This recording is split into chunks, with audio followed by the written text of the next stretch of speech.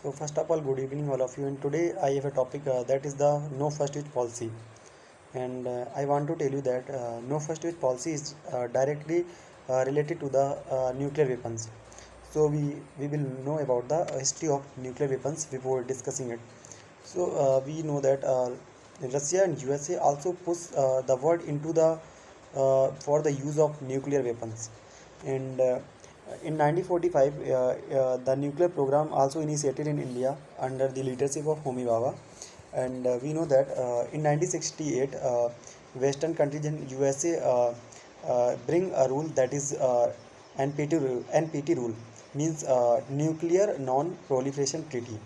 And after the initiating nuclear non-proliferation treaty, it also pushed the India for the use of nuclear weapons, because after it our the Prime Minister Indira Gandhi also in the leadership of Indira Gandhi also India also conducted first nuclear test, and in 1974. And after it in 1998, India also conducted so many nuclear tests. So after it, India has to face the criticism of many Western countries like Russia, USA, and France, Britain. But it also became the reason for the economic crisis of India. So India is in a great circumstances. India has to face so many problems. So after these problems, after facing these problems, our Prime Minister also adopted and adhere a policy that is a nuclear doctrine policy. In it, the major portion of this policy is a no first use policy. When India also adhere the no first use policy, so all the Western countries and USA also appreciates India and signed an agreement with and USA also signed with agreement with India, that is nuclear civil nuclear energy, means both of country also work on the nuclear civil energy. Okay. And and after it, firstly we will know that in the present scenario, India should drop the no first use policy or not. So but in my opinion, India should not drop the no first use policy, because there are many reasons. Firstly, we know that our ambassador Pankaj Sharma also say that in a speech, that suppose that if India use the first use policy, then we attack on the China and Pakistan firstly by using nuclear weapons. So firstly we will know about the India have also 156 nuclear weapons, and China also carried for the 265 nuclear weapons, and Pakistan also 165 nuclear weapons. So it's a huge amount, and it is more than India. So we have to see our new geopolitical strategic interests. Okay.